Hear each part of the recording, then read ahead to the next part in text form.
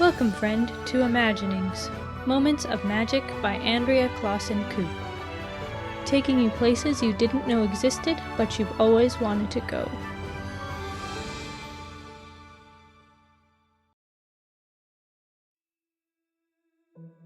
So sit back, relax, take a deep breath, and close your eyes. Today, you are walking through a smoothly carved tunnel. Ahead of you, golden light streams through an exit that you have expected. Stepping out, the scene that greets your eyes before you is that of a deep mountain valley. Tall peaks, snow-capped, gray and free of vegetation, rise out of the earth, the deep crevices between them containing flowing streams. You look to your left and there is a sheer drop in front of you. You know this to be an illusion.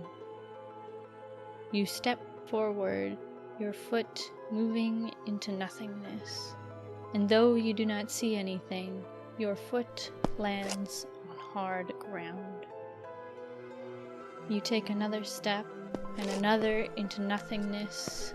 You look between your feet and you see nothing but the side of the mountain, rocks jutting up into space. You take one more step and suddenly the scene before you has changed spectacularly. You see a city, once hidden, but now revealed to you as you pass through the illusion. And as the sun sets behind the mountain, the city begins to glow with a multitude of different colors of lights. You can hear the hustle and bustle of people getting out of work, moving around the city to different taverns and pubs, going about the end of their day. You walk up the paved pathway and you notice that the people around you are short, their voices somewhat high-pitched. This is a city of gnomes, full of inventions and wonders. You can see strange clockwork contraptions in windows of shops as you pass by. People eye you sideways, not used to such a tall adventurer coming through, but do not bother you. You follow the winding path, past houses, past storefronts, past mechanics and blacksmiths, tinkers and bakers, and much, much more. You have come here for the purpose of discovery and of learning, a scholar traveling from a distant land to learn from these people. You have heard of their fabled invention, the gondola, which carries most to and from the upper and lower levels of the mountain. You make your way to the station and step aboard amidst a bustling crowd. A mother with 2 children in tow pushes her way past, and behind you you hear the grumble of an old miner talking about his day. As the gondola begins to move, you find a seat next to the window where you can see the whole city. It is built on and into the mountain. The predominant stone here is granite, and in places you can see the lights reflected back into the valley off of the flecks and sparkles in the stone. The houses are made of both wood and rock, the architecture whimsical, with graceful curves here and then geometric shapes there. A hodgepodge of style that fluctuated from generation to generation. The slight rocking of the gondola lulls you into a relaxed state. You can see, in the fading light, lower down the orchards and farms in the areas that do contain greenery at the very bottom of the valley.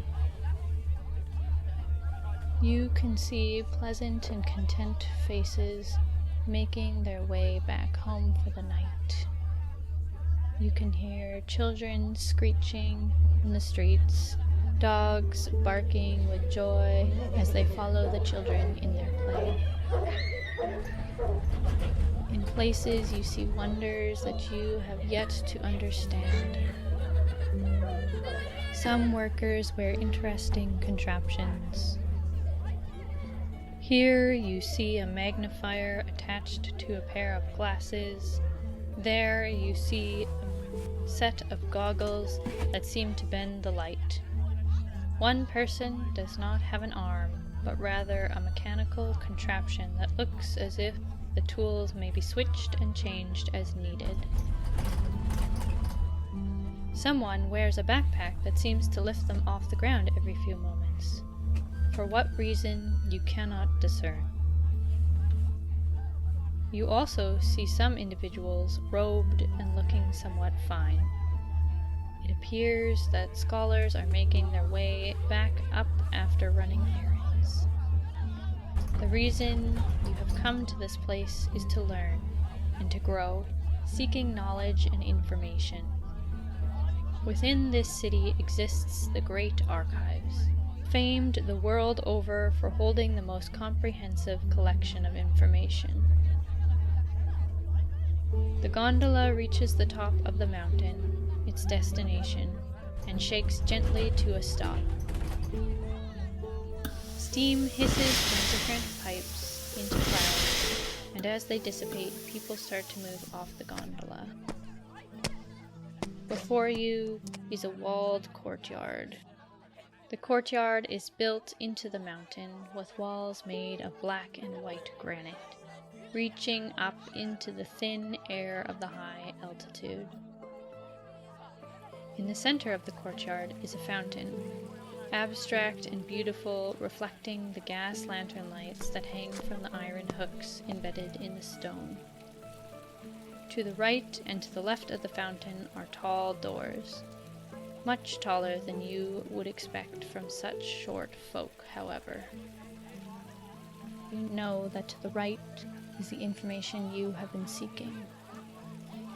Stepping forward amid a crowd of gnomes, you make your way over to the doors and push your way inside. The doors slowly creak open and then drop shut behind you with a grating of stone on wood. You see before you a great study hall, desks and chairs, little lamps and notebooks and large bound leather volumes spread out, quiet hushed voices here and there talking. You make your way down the red carpeted aisle and come to what is actually the archives. It is not this place itself, but a crystal, magical and glowing, taller than you are, hovering over a stone pedestal. A slight indent on the pedestal indicates, place your hand. You do so, and the large crystal orb before you flares to life, stealing a little bit of your magic. You think of the information that you want to find, and as you do so, the words scroll across the surface of the orb, and little comets appear above the surface and fly over and land on a map that has now become visible. This place that you have entered is a labyrinth, full of rooms in every style and of every description, endless, and you could get lost in them. But for this map that holds the location of every book, of every scroll, of every potion, every contraption in this place. With your head full of curiosity and your heart longing for adventure, you make your way to the first door, turn the knob, and pull it open to whatever waits within.